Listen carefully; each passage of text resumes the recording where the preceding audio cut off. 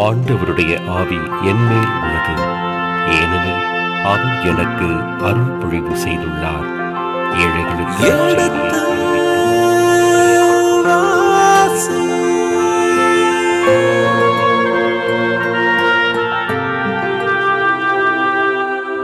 எடுத்து வாசி.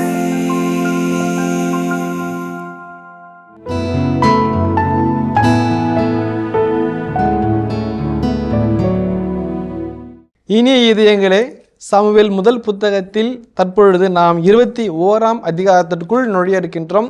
விவிலிய விளக்கங்களுக்கு செவிமடுக்க இருக்கின்றோம். தந்தையவர்களுக்கு உங்கள் சார்பாக வணக்கம் சொல்லி நிகழ்ச்சியை தொடங்குவோம். வணக்கம் தந்தையவர்களே.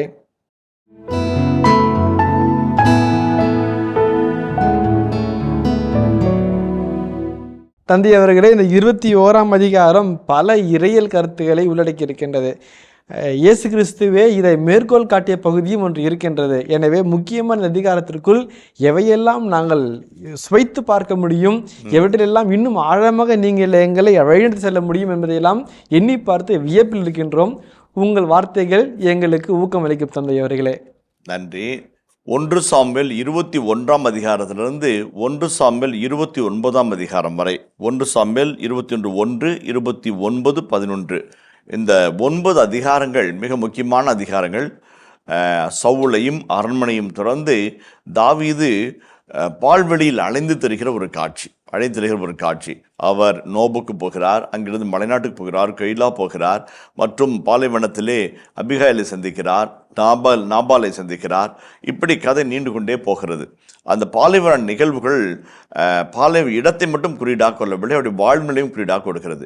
4 கருத்துக்களை முன்னுரைகளாக பார்த்துவிட்டு இந்த 21 முதல் 29 உள்ள பகுதியை பகுத்து பார்த்து தனித்தனியாக பார்ப்போம். இந்த ஒட்டுமொத்த 9 அதிகாரங்களுக்கான ஒரு முன்னுரையை கொடுக்க ஆசைப்படுகிறேன். இப்பகுதிகளிலே தாவீது முன்பே சொன்னது போல் பால்வெளியில் அடைந்திருக்கிறார். எபிரேய மொழியிலே மித்பார் என்ற ஒரு வார்த்தை இருக்கிறது. அதற்கு டெசர்ட் என்று ஆங்கிலத்திலே மொழிபெயர்க்கிறார்கள். எரேமோஸ் என்ற கிரேக்க சொல் அதற்கு குறித்து காட்டுகிறது. டெசர்ட் என்று சொன்னால் நம்முடைய தார் பாலைவனத்தை போலவோ அல்லது ராஜஸ்தான் இருக்கிற பாலைவனத்தை போலவோ கண்ணுக்கட்டி தூரம் மணல் குவியல்களாய் இருக்கின்ற ஒரு காட்சி அல்ல. அது ஜுடேன் டெசர்ட்டை சொல்லலாம், யூதேயாவுடைய பால்வெளிகளை பற்றி சொல்லலாம். ஆனாலும் இந்த மித்பார் என்று சொல்லப்படுகிற இந்த பால்வெளியிலே நிறையான குற்றுச்செடிகள் இருக்கலாம். அங்கங்கே சின்ன மலைப்பாங்கான பகுதிகளிலே புல்வெளிகள் இருக்கலாம். மக்கள் இந்த புல்லை நோக்கி தன் ஆடுகளை ஓட்டிச் செல்வார்கள். பாலைவனத்தில் ஓட்டிச் செல்கிற வழக்கம் உண்டு. ஆகவே தான் மப்பும் மந்தமான நாட்களில் யூதாவின் மலைநாடுகளின் நாடுகளை நான் நடத்தி செல்வேன் என்று எசேக்கியேல் இறைவாக்கு புத்தகத்திலே 34ஆம் அதிகாரத்திலே ஆசிரியர் குறிப்பிட்டு சொல்லுகிறார். பால்வெளியிலே அங்கங்கே மரங்களும் சின்ன புல்வெளிகளும் கூட இருக்க தான் செய்யும். மிதுபார் என்பதற்கு மக்கள் நடமாட்டம் அதிகம் இல்லாத ஒரு பகுதி என்றுதான் பொருள் கொள்ள வேண்டும். அந்த வகையில் பார்க்கும் பொழுது இந்த 9 அதிகாரங்களிலே தாவீது பால்வெளியில் நடக்கிறார். இந்த பால்வெளி நடக்கும்போது பல்வேறு மனிதர்களை சந்திக்கிறார், பல்வேறு நிகழ்வுகளை சந்திக்கிறார். ஆண்டவரை பற்றிய அறிவில் தன்னை உறுதிப்படுத்திக் கொள்கிறார். நடக்கிற நிகழ்வுகளிலும் சவால்களிலும் பல்வேறு விதமான அனுபவங்களை பெற்று உள்ளத்திலும் சிந்தனையிலும் ஆண்டவரை நோக்கிய திருச்சட்டத்தை செயல்படுத்துவதிலும் உறுதியும் வளமையும் பெறுகிறார். ஒவ்வொரு நிகழ்வும் அதைத்தான் நாம் சுட்டி காட்டுகிறோம். அதை போலவே இந்த தாவீது வளமையில் வாழ தெரிந்தவருக்கு வறுமையில் வாழ தெரியுமா என்ற ஒரு கேள்விக்கு விடையாக இந்த பகுதியில் அமைகிறது. அரண்மனையிலே அறுசுவை உணவு, அரசனோடு சம்பந்தி போஜனம், இதெல்லாம் கடந்து துரத்தி அடுக்கப்பட்ட நிலையில், உரிமைகள் மறுக்கப்பட்ட நிலையில், புறவெளியில் பால்வெளியில் அலையும் போது அவருடைய மனநிலை எப்படி இருந்தது, எப்படி விடாமுயற்சியோடு இருந்தார், எப்படி தன்னை இழக்காமல் நிகழ்வுகளை சந்தித்தார் என்பதை பற்றிய செய்திகளாம் விளக்கி சொல்கிறது.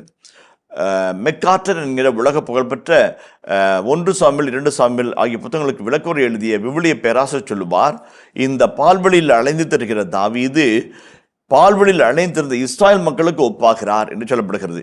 எப்படி இஸ்ராயல் மக்கள் பார்வோனின் அடிமைத்தனத்தை அடித்து ஒழித்து செங்கடலை கிழித்து சீனாய்மலையில் உடன்படிக்கை செய்து பால்வெளிக்குள்ளாய் வந்தார்களோ, அதே போல தாவீதும் கோலியாத்தை அழித்து சவுலால் ஏற்றுக்கொள்ளப்பட்டு ஒரு கட்டத்தில் புறக்கணிக்கப்பட்டு கடந்து பால்வெளிக்குள்ளாக வருகிறார். இஸ்ராயல் எகிப்திய பார்வோனின் மண்ணின் அடிமைத்தலிலிருந்து வெளியே வருகிறது. சவுல் அவருடைய கொடிய தலையிலிருந்து கடந்து தாவீது பால்வெளிக்குள்ளாக வருகிறார். முதலாவது. இரண்டாவது, பால்வெளியிலே இஸ்ராயல் மக்கள் 40 ஆண்டுகள் இறை பிரசன்னத்தை, இறை பராமரிப்பை, இறைவனை பற்றிய அறிவிலே உணர்ந்தார்கள். தங்கள் உண்பதிலும் உடுப்பதிலும் இருப்பதிலும் இறை பிரசன்னத்தை கண்டு இறைவனில் உறுதிப்பட்டார்கள். அதை போலவே தாவீதும் தான் சிந்தித்த சவால்களிலும், தான் சிந்தித்த எதிர் வினைகளிலும், எதிர் மனிதர்களிடமிருந்தும் ஆண்டுடைய பாதுகாப்பை புரிந்து கொண்டார். அழகான ஒரு ஒப்புமையாக இந்த ஆசிரியர் மெக்கார்டர் அழகாய் ஒப்பிட்டு சொல்கிறார். மூன்றாவது, பால்வெளியிலே இஸ்ராயல் மக்களும் இறைவனும் வாழ்ந்த வாழ்க்கை என்பது மிக அற்புதமான ஒரு வாழ்க்கை. ஏனென்றால் அது ஒரு நம்பிக்கை பயணம். அந்த பால்வெளியில் 40 ஆண்டுகள் கடந்து வருகின்ற பொழுது வாக்களிப்பட்ட நாட்டிலே அடியெடுத்து வைக்கிறார்கள். இந்த தாவீதும் இந்த பால்வெளியில் அணிந்திருந்த பிறகு முடியாட்சி என்கின்ற மகத்துவமான அரியணைக்கு தன்னை தயாரித்துக் கொள்கிறார். அதான் ரொம்ப அழகான காட்சி. நான்காவதாக, இந்த பால்வெளி பகுதி தான் சவுல் தாவீது இடையே நடக்கிற போராட்டங்களின் ஒரு எபிக் போர்ஷன் என்று சொல்வார்கள். மிக உன்னதமான ஒரு புதினமாக இந்த பகுதி வருகிறது. பல புரட்சி கருத்துக்களை நம்மளாக எடுத்து வைக்கிறது. தாவீதினுடைய பன்முகத்தன்மையை நமக்கு படம்பிடித்து காட்டுகிறது. ஒருவருடைய மனநிலையும் குணநிலையும் அவருடைய வறுமையின் காலத்தில் நாம் கண்டுகொள்ளலாம் என்று சொல்வார்கள். அப்படி இருக்கும்போது எல்லா உரிமைகளும் எல்லா மாண்புகளும் இழந்த நிலையில் அகதியாய் அவன் ஓடி தெளியும் போது அவன் மனதிற்குள்ளாகிற உறுதிப்பாடு, உள்ளுக்குள்ளாக்கிற தாவீது புறம்பே வெளியே வருகிறார். அவரை பற்றி ஒரு தெளிவான அறிவை நாம் புரிந்து கொள்கிறோம் என்பதை ஆசை சுட்டிக்காட்டுகள். இந்த வகையில் பார்க்கின்ற பொழுது இந்த பாலைவனிலே இறைவனுக்கு எதிராக முறுமுறுத்த, இறைவனுக்கு எதிராக கீழ்ப்படிய மறுத்த, இறைவனுடைய செயல்பாடுகள் குறை கண்ட இஸ்ராயல் மக்கள் முன்னுரிமையாளர்கள். இந்த தாவீது எதிர்கலாச்சாரமாக இருக்கிறார். அங்கே மக்கள் முறுமுறுத்தார்கள், கீழ்ப்படிய மறுத்தார்கள், ஆணுடைய திருத்தல் குறைபாடுகளை கண்டார்கள், தண்டிக்கப்பட்டார்கள். வெண்கல பாம்பை பார்த்த பொழுது அவர்கள் உயிர் பெற்றார்கள். ஆனால் தாவீது முறுமுறுக்காமல், மறுமொழி சொல்லாமல் கீழ்ப்படிந்து இறை திருத்தலை கண்டு முன்னோக்கி போகிறார். எதிர் கலாச்சாரமாக இருக்கிறார்கள். இரண்டாவதாக. மூன்றாவதாக, இந்த தாவீது அந்த நாட்களில் பபிலோனுக்கு நடத்தப்பட்ட மக்களுக்கு ஒரு முன்னுதாரணமாக இருக்கிறார். நாடு இழந்து, கலாச்சாரம் இழந்து, ஆலயம் இழந்து, பழிமுறை இழந்து, ஆணுடைய சட்டத்திட்டங்களை விளக்கிச் சொல்ல ஆட்களின்றி தவித்து போய் அடிமைகளாய் அழலுற்ற பபிலோனில் மக்களுக்கு முன்னுதாரணமாய் தாவீது இருக்கிறார். எப்படி தாவீது ஒரு நாள் அரியாசனத்துக்கு போவாரோ அதை போல் அகதிகளாக இருக்கிற அந்த மக்கள் திரும்பி அவர்கள் நம்பிக்கையை பின்னாளில் தாவீதின் வாழ்க்கையை வாசித்தவர்களுக்கு ஒரு நம்பிக்கையின் நங்கூரமாகவும் தென்படுகிறார் என்று விவரிவர்கள் விளக்கி சொல்லுகிறார்கள். இதெல்லாம் இந்த முன்னுரை பகுதிகளாக வருகிறது. யோசே இறைவாக்கு புத்தகம் 2ஆம் அதிகாரம் 14 வசனத்தை வாசிங்களேன். யோசே 2:14. ஆதலால் நான் அவளை நயமாக கவர்ந்தெழுப்பேன், பால் நிலத்திற்கு அவளை கூட்டி போவேன், நெஞ்சுருக அவளுடன் பேசுவேன். அவளுடைய திராட்சை தோட்டங்களை அவளுக்கு திரும்ப கொடுப்பேன், ஆக்கோர் பள்ளத்தாக்கை நம்பிக்கையின் வாயிலாக மாற்றுவேன். அப்பொழுது அவள் அங்கே தன் இளமையின் நாள்களிலும் எகிப்து நாடு நின்று வெளியேறிய காலத்திலும் பாடியது போல் பாடுவாள். அந்நாளில் என் கணவன் என என்னை அவள் அழைப்பாள், என் பாகாலே என இனிமேல் என்னிடம் சொல்ல மாட்டாள் என்கிறார் ஆண்டவர். அந்த பகுதி அழகான ஒரு பகுதி. ஓசிய பெரியவாக்கு புத்தகம் 2ஆம் அதிகாரம் 14 வசனம். அவள் யாரு? இஸ்ரேல். என்ன சொல்றாரு?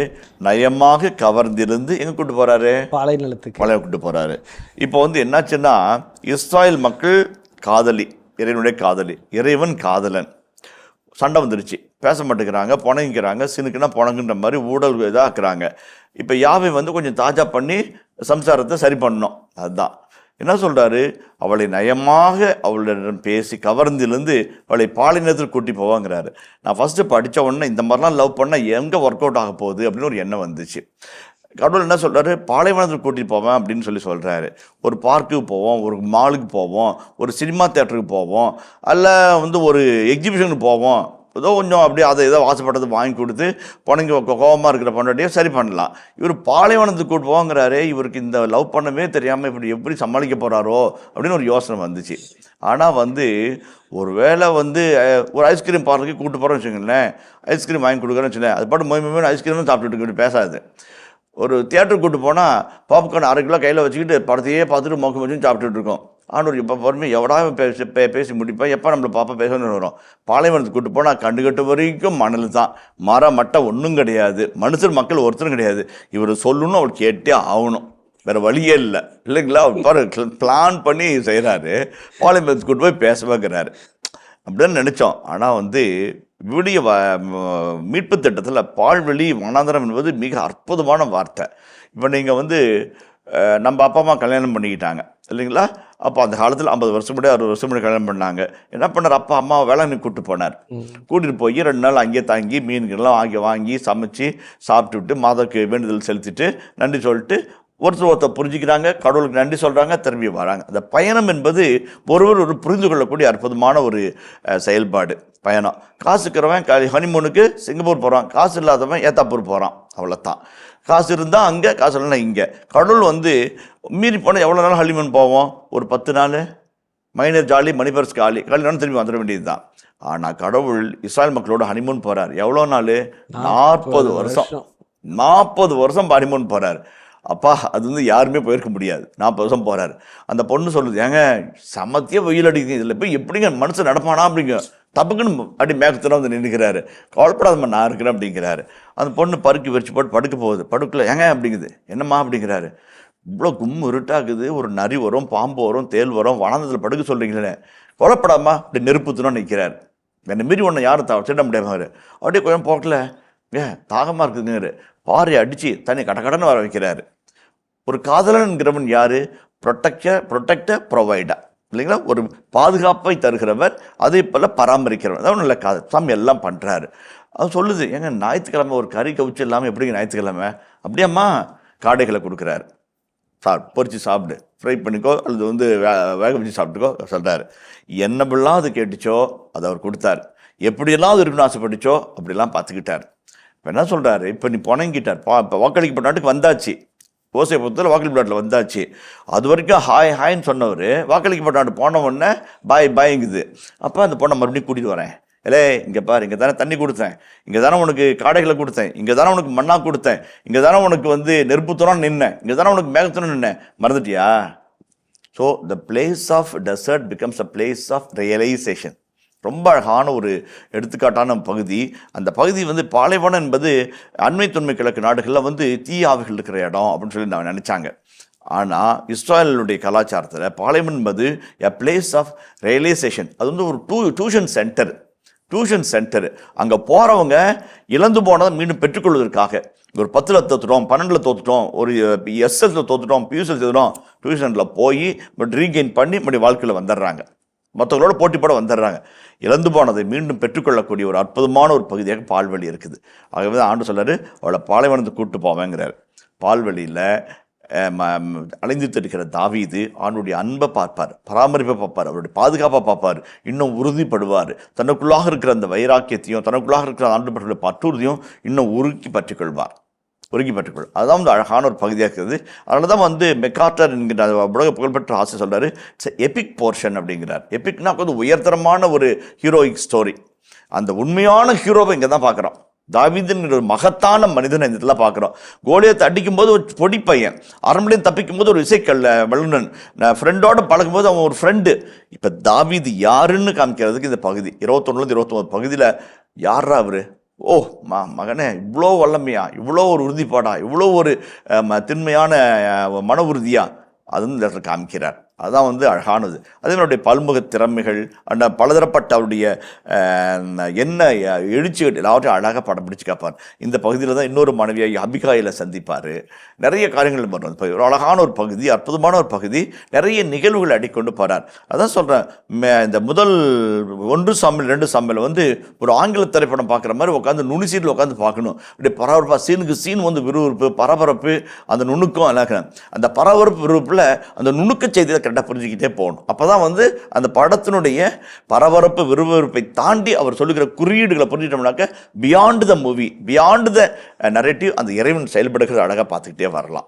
இப்போ தாவீது வல்லமையாக செயல்பட்டார் அல்ல, அதுக்கு பின்னாடி இருக்கிற இறைவன், இந்த இறைக்கரம், அந்த இறைக்கரத்தை வழிநடத்துகிற அந்த இறை ஆற்றல், அது அப்படியே ஆசிரியர் அப்படியே அங்கே வச்சிருப்பார். நம்ம கரெக்டாக அந்த இறை எவ்வளோ எழுதப்பட்ட அந்த இறை ஆசிரியருடைய அந்த மகத்தான செய்திகளை கண்டுகொள்ள வேண்டும் என்பதற்கான இந்த விளக்க உரையாக அமையும். இந்த சின்ன முன்னுரையோடு நாம் அந்த பகுதிகள் நடந்து சொல்வோம்.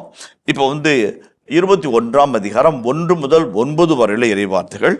சவுலிடமிருந்து தாவீது தப்பித்தல் என்கின்ற அருமையான ஒரு பகுதியை நாம் சந்திக்கிறோம். இதை தாவீது நோபில் இருந்து செயல்பட்ட தன்மை என்கிற ஒரு பகுதியாக நாம் பொருள் கொள்ளலாம். அந்த முதல் 2 வசனத்தை வாசிப்போமே. தாவீது நோபில் இருந்த குரு அகிமெலக்கிடம் சென்றார். அகிமெலக்கு தாவீதை நோக்கி நடுக்கத்துடன் அவரிடம், நீ ஏன் தனியே இருக்கிறாய்? உன்னுடன் யாரும் வரவில்லையா என்றார். அதற்கு தாவீது குரு அகிமெலேக்கிடம், அரசர் எனக்கு ஒரு பணியை கட்டளையிட்டுள்ளார். நான் உன்னை அனுப்பிய நோக்கத்தையும் உனக்கு அளித்த கட்டளையும் ஒருவரும் அறியக்கூடாது என்று அரசர் கூறியுள்ளார். எனவே ஒரு குறிப்பிட்ட இடத்தில் என்னை சந்திக்குமாறு என் தோழர்களுக்கு சொல்லியுள்ளேன். அதோட 1-2 வசனங்களில் நிறைய செய்திகள் இருக்குது. அதை பார்த்துட்டு அப்படியே கடந்து போவோம். நோபு என்கின்ற ஒரு இடம், மெக்கார்டர் என்கிற ஆசிரியர் மீண்டுமாக சொல்லுகிறார், நோபு என்பது சாதாரண ஒரு இடம் அல்ல, மாறாக கிபியாவிலிருந்து ஆட்சி புரிகிற சவுலுடைய அரச வழிபாட்டு தலம். It's a royal cultic sanctuary. More than any other sanctuary, it's most important sanctuary. முக்கியமான முடிவுகள் எடுக்கிறது, முக்கியமான நிகழ்வுகளை அங்கே வரையறை செய்கிறதெல்லாம் அங்கே தான் சவுல் செய்வார் என்று சொல்லி அந்த இடம் குறிப்பிட்டு காட்டுகிறது. நோபு அவ்வளோ முக்கியமான இடம். அந்த படத்தை தாண்டி போகிறார், நோபுக்கு அங்கே வரார், தாவீது அங்கே வரார், வந்து அந்த பகுதி வரார். கிட்டத்தட்ட ஒரு வட கிழக்கு பகுதியில், எருசலேமிலிருந்து வடகிழக்கு பகுதியில் கரெக்டாக ஒரு 2 மைல் தொலைவு தான் இருக்குது. இந்த மவுண்ட் ஸ்கோப்போஸ் என்று இன்றைய நாளில் சொல்லுவாங்க. இன்றைய நாள் ஒரு ஈப்ரு யூனிவர்சிட்டி இருக்குது, அங்கே படிக்கக்கூடிய வாய்ப்பு ஆண்டவர் கொடுத்தாரு. அந்த மவுண்ட் ஸ்கோப்போஸ் மலைப்பாதையில் தான் இந்த நோபு பகுதி இருக்குது. இந்த சவுலுடைய அரசவை கல்டிக் சென்டர் வழிபாட்டுத்தலம் அங்கே இருக்குது. அங்கே அகிமெலேக் என்கிற ஒரு மனிதர் இருக்கிறார். இந்த அகிமெலேக்கு அரசவையினுடைய வழிபாட்டு தள்ளதுனால அங்கே என்ன நடக்குதுன்றதெல்லாம் இங்கே அவருக்கு செய்தி வந்துக்கிட்டே இருக்கும். ஏன்னா அவங்கள முக்கியமான ஹாட்லைன் இருக்கிற மாதிரி முக்கியமான தகவல் தொடர்பில் இருப்பாங்க. அப்போ அவர்கள் தான் அந்த வார்த்தை சொல்லுது, நடுக்கத்துடன் வந்து, நீ வந்தாவே இங்கே நடுங்குது, அதிருதுப்பா அப்படின்ற மாதிரி சொல்கிறாரு. நீ வர அப்படின்னு நடுக்கத்தோடு வர்றாரு. அப்போ கேட்குறாரு, நீ ஏன் தனியாக வந்த, மற்றவர்களோட வீரர்கள்லாம் எங்கே அப்படின்னு சொல்லி கேட்குறாரு. 2 கேள்விகளும் கேட்குறாரு. அதில் ஒரு ஆழ்ந்த அர்த்தம் இருக்குது. இப்போ இந்த நோப் என்பது ஒரு அரசவையினுடைய வழிபாட்டு தலமாக இருந்தாலும் it is not a cultic city. லேவியர்கள் வாழ்கின்ற ஒரு இடம் பகுதி அல்ல, மாறாக ஆரோனுடைய வழிவம்சத்தை சார்ந்த ஒரு குழுவினர் அங்கே குடியிருந்ததாக வரலாற்று குறிப்புகள் தெரிவிக்கின்றன. லேவியர் 22:19 வாசிப்போமே. ஆரோன் அவன் புதல்வர் மற்றும் இஸ்ரேல் மக்கள் அனைவரிடமும் கூற வேண்டியது, இஸ்ரேலரோ இஸ்ரேலிடையே தங்கியிருக்கும் அந்நியர்களோ தங்கள் பொருத்தனைக்கு ஏற்ப அல்லது ஆர்வ மிகுதியால் எரிபலிக்காக செலுத்தும் காணிக்கை அவரவர் விருப்பப்படியே ஆடு மாடு வெள்ளாடு எவற்றிலேனையும் பழுதற்ற ஓர் ஆணாய் இருப்பதாக, பழுதான எதையும் உங்களுக்காக செலுத்தலாகாது. அதான் பாருங்க. இப்போ ஆரோன் அந்த வழிவந்தவர்கள் வாழ்வதற்காக ஒவ்வொரு நகரங்கள் இருக்கிறது. அந்த நகரங்களிலே ஆண்டுடைய பழிமுறைகளை நெறிப்படுத்தும், ஆண்டுடைய பழிமுறைகளை செலுத்தும் அந்த பகுதியில் உருவாக்கப்பட்டிருக்கிறது. அந்த வகையில் பார்க்கின்ற பொழுது இந்த நோப் என்பது ஒரு லெவிட்டிக்கல் சிட்டி அல்ல, லேவியருடைய நகரம் அல்ல. ஆனாலும் ஆரோனின் வடிவமைச்சத்தை சார்ந்த ஒரு சின்ன குழுவினர் அந்த இடத்தில் குடியிருந்ததாக இந்த பகுதி குறிப்பிட்டு சொல்கிறது. அதை போலவே உதாரணம் சொல்ல வேண்டும் என்றால் 2 கேள்விகளை அவர் கேட்கிறார். 2 கேள்விகளை கேட்கிறார்.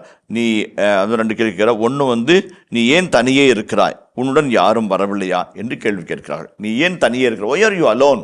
ஏன்னா நீ உன்னை சுற்றி எப்படியும் படை இருந்துக்கிட்டே இருக்குமே, அல்லது சவுல் உன்னோட வருவாரே, தனியாக இருக்கிற முதல் கேள்வி.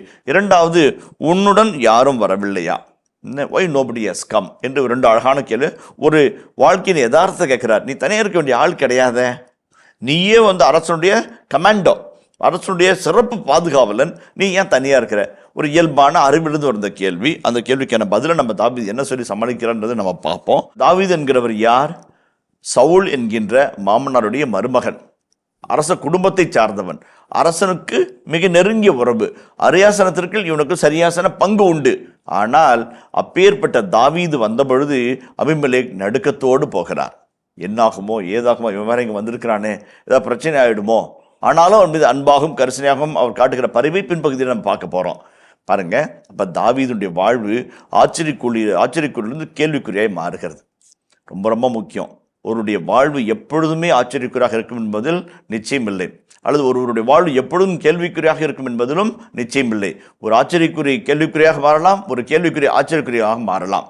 பல சமயத்தில் வைக்கப்படுகிற முற்றுப்புள்ளியை கால் புள்ளியாகவும் அரை புள்ளியாகவும் மாற்றக்கூடிய வலிமை நமக்குள்ளாக இருந்தால் வெற்றியை நோக்கி நாம் நடந்து செல்வோம். அதுதான் வாழ்க்கையின் நியதி. தாவீதை பார்த்து நடுக்குடன் வருகிற அகிமெலேக்கு 2 கேள்விகளை கேட்கிறார்.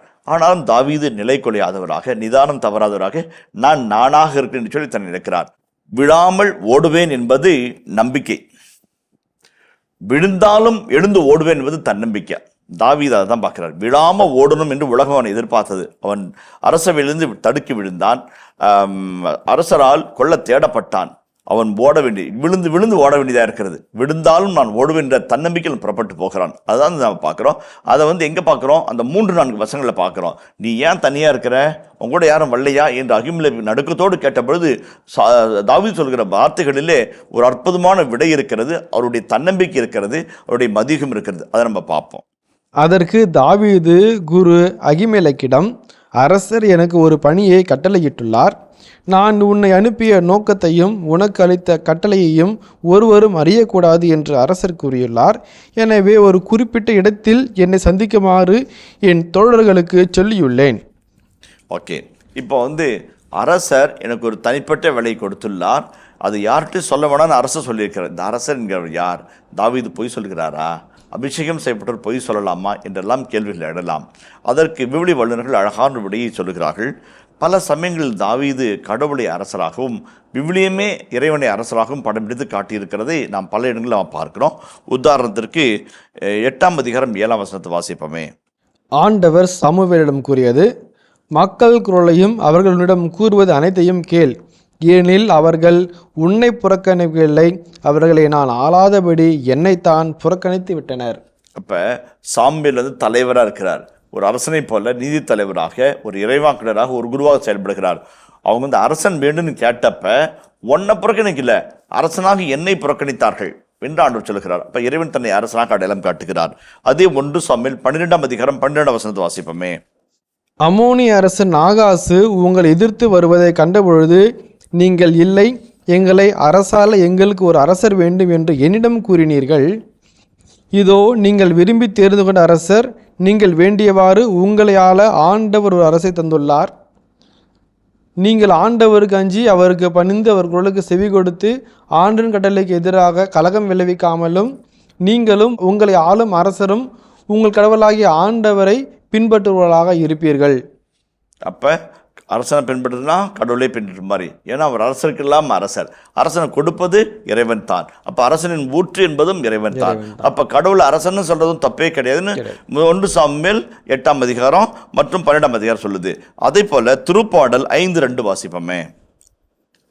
என் அரசரே, என் கடவுளே, என் கெஞ்சும் குரலை உற்று கேளும். என் அரசரே, என் கடவுளே, என் கெஞ்சும் குரலை உற்று கேளும். கடவுளை அரசரா பார்க்குது. திருப்பாடல் 5:2. 29 வாசிப்போமே. ஆண்டவரே, அரசருக்கு வெற்றி அருளும், நாங்கள் கூப்பிடும் வேளையில் எங்களுக்கு பதிலளியும். ஓகே, அரசருக்கு பதில் நாங்கள் கூப்பிடல, அவங்க கூப்பிடல, அரசருக்கு நீங்கள் சொன்னீங்கன்னா அரசருக்கு பதில். 24:7 முதல் 10 வரையில் வார்த்தைகள். வாயில்களே, உங்கள் நிலைகளை உயர்த்துங்கள், தொன்மைமிகு கதவுகளே உயர்ந்து நெல்லுங்கள், மாட்சிமிகு மன்னர் உள்ளே நுழையட்டும். மாட்சிமிகு மன்னர் இவர் யாரோ? வலிமையும் ஆற்றலும் கொண்ட ஆண்டவர் இவர், இவரே போரில் வல்லவரான ஆண்டவர். போரில் வல்லவரான ஆண்டவர், மாட்சிமையும் மகிமை மிகுந்த ஆண்டவர் என்று இறைவனை பற்றிய அழகான வர்ணனையை திருப்பாடல் அழகாக சுட்டி காட்டுகிறது. அந்த வகையில் பார்க்கின்ற பொழுது இறைவனை அரசனாக பார்ப்பது என்பது முடியாட்சி காலத்திலும் அதற்கு பின்னாலே நாட்களும் வந்த ஒரு அழகான ஒரு கோட்பாடு, சித்தாந்தம். அந்த வகையில் பார்க்கும்போது தாவீது பொய் சொல்லவில்லை. இவன் அகிமெலேக் அரசனை பற்றிய செய்திகளுக்காக காத்திருக்கிறார். தாவீதும் அரசனை பற்றிய செய்தியை கொடுக்கிறார். ஆனால் அவர் போய் கேட்ட அரசனும் இவர் சொல்கிற அரசனும் வெவ்வேறு அரசர்கள். ரொம்ப அழகான ஒரு நீதியாக அந்த இடத்துல நம்ம பார்க்கிறோம். இனிய இதயங்களே, எடுத்து வாசி நிகழ்ச்சியில் சாமுவேலின் முதல் புத்தகத்துடனான விவிலிய இறை வசனங்களுக்கு செவிமடுத்துக் கொண்டிருக்கின்றோம். இதன் தொடர்ச்சியை மீண்டும் அடுத்த பகுதியில் பார்ப்போம். அதுவரை இணைந்திருங்கள். இயேசுவுக்கே புகழ், இயேசுவுக்கே நன்றி, மரியே வாழ்க. இந்த அண்மை தொன்மை கிழக்கு நாடுகளில் நம்ம வழிப்பயணத்தில் இருக்கும்போது எப்பயும் எல்லா உணவையும் நம்ம சுமந்துட்டு போகவே முடியாது. போகின்ற இடத்திலோ அல்லது மற்றவருடைய விருந்தோம்பலிலோ அப்படிப்பட்ட ஒரு நம்முடைய தேவைகளை சந்திப்பது என்பது இப்போ அப்பங்கள் எடுத்துக்கிட்டு அண்ணங்களை பார்க்க போனார், நாட்டை காப்பாற்றினார். இப்போ அப்பங்களை கேட்டு நிற்கிறாரு, இன்னொரு நாட்டுக்காக போராட்டத்தை ஆரம்பிக்க போகிறார். அப்பங்கள் ஒரு குறியீடாக இருக்கிறது.